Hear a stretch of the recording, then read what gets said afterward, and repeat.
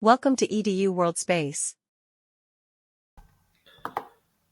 So part A here wants us to find the horizontal component of a drop's velocity with respect to Earth, as well as the horizontal component with respect to the train. Well, since we're told that the raindrops are falling directly down, the velocity of the drop with respect to Earth, we'll call that VD sub E, in the X direction, or the horizontal direction, so we'll call that VDE X, is equal to 0, because the drops are falling straight down. So it's just 0 meters per second.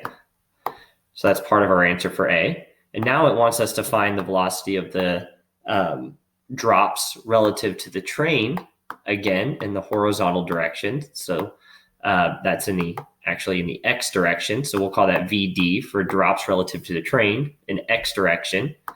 And that's going to be equal to minus the velocity of the train relative to the Earth in the X direction. Okay, well, that is 12 meters per second. So that in the east direction, so this is going to be equal to 12 meters per second in the west direction. So we'll write west and box that in as the second part of our solution for question A. Now, question B wants us to find the velocity of the raindrops relative to Earth, as well as the velocity of the raindrops relative to the train.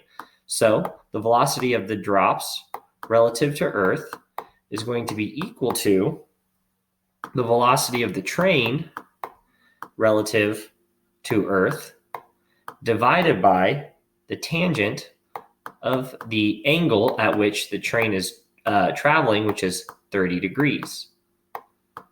So it's tangent of 30 degrees, since tangent is opposite over adjacent. So then plugging in the values in this expression, we find this is equal to 20.8 meters per second. We can box it in as part of our solution. We'll get a new page going here for this last part. So the velocity now of the drop relative to the train is going to be equal to the velocity of the train relative to Earth divided by the sine of the angle, sine of 30 degrees. So we find that this is equal to 24 meters per second. And we can box that in as our last part of the solution.